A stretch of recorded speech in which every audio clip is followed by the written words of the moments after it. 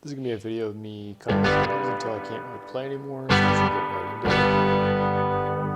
We're going to play over just the same chord progression in Reverb because it's pretty easy. We'll get the loop set up first, and also right now we're using a Telecaster I got off of Facebook for $100. It sounds pretty nice, but one of the strings broke the high E, so right now we're going to do the 5 strings, E, A, D, G, B, E, minus the high E. This will be overall just a practice in improvising by kind of limiting myself with the strings, and maybe I'll turn it into a kind of like a playlist situation, but I'll just throw in a little diagram in the bottom left corner of what notes I can use, and I use my app POV guitar on the iOS App Store to download that, but YouTube hates when I actually link that, so just look it up.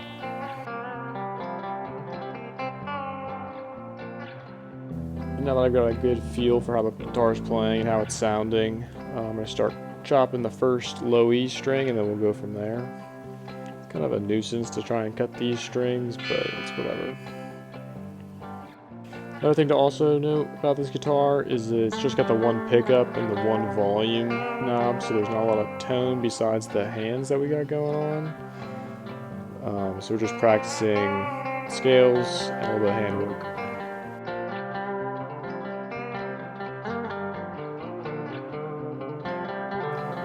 I'm a bit of a fan of the pull-offs and the open notes like you had just kind of seen there in the slides, but kind of messed that one up.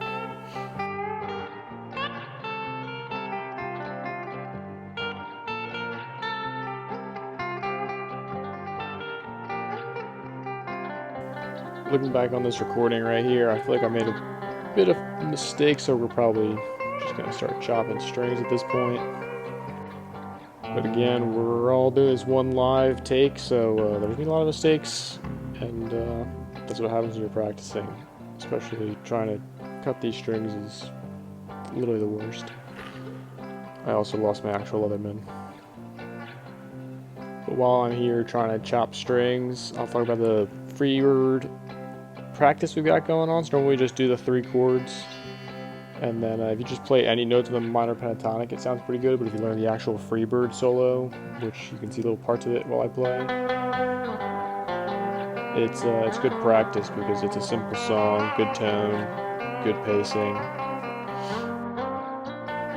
It's also fun just to kind of play freebird without actually playing freebird, so when people ask if you can play freebird, you can kind of play for as long as you want without actually memorizing the solo, because memorizing stuff's really painful for me.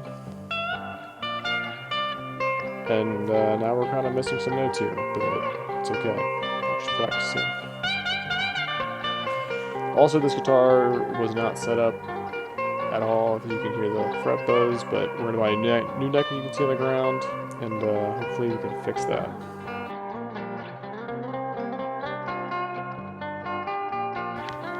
That last part was a good example of just going up and down the neck, kind of just keeping it one note apart from each other, keeping it really, really, really simple. There is the open note hammer off we're trying to do. But I'll give a little story about this guitar. I got it off Facebook Marketplace for $100 from this super nice guy. He was just building them for hobbies, and it actually sounds super nice, and he set it up pretty well. It's just I leave my windows open, and I think the dry air kind of messed up the really nice setup that he had got going for me. We bought that new neck on the ground right there, and we're going to try and reset it up.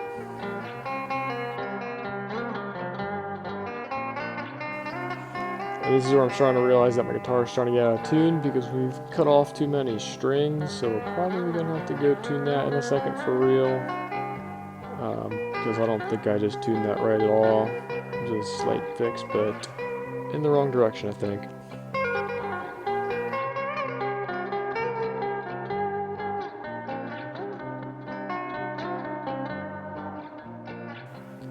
And now I'm going to start eyeing up where my tuner is on what guitar, because this is just not going to work. And you can see the nice neck right there. Looks real nice. Yep. I really should buy a tuning pedal, but I just don't ever actually execute on that. But while we're talking about pedals, I'm not using any right now. I think I may turn one on at the very end, but we're running through Fender Frontman 25R and the Fender Princeton Reverb tone master that you can kind of see right there. Both of them are direct out into a Scarlett solo interface with no extra effects in GarageBand because I don't like doing that and it makes it too complicated to recreate sounds anyway. And now we're kind of struggling because we're trying to do a little box, but that's not working out very well.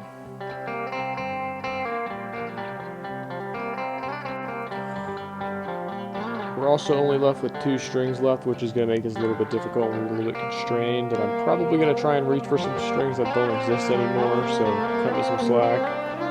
The distortion pedal will help, but we'll see.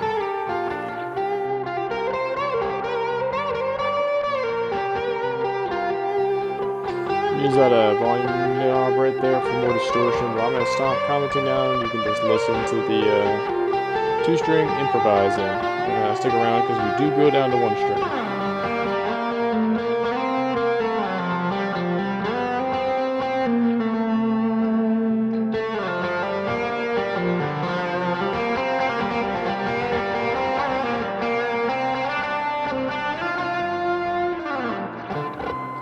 I really enjoy improvising though because you can do stuff like this where you're not really constrained into regurgitating somebody else's music.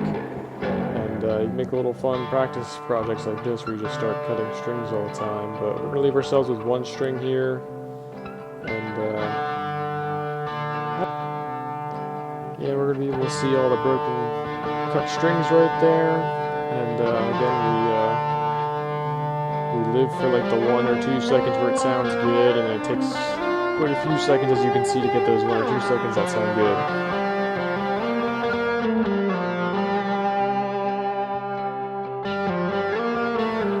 If you did make it this far, I do appreciate it. Like, comment, subscribe, and I'm going to try and make better videos of explaining how I actually improvise and the thought process in general.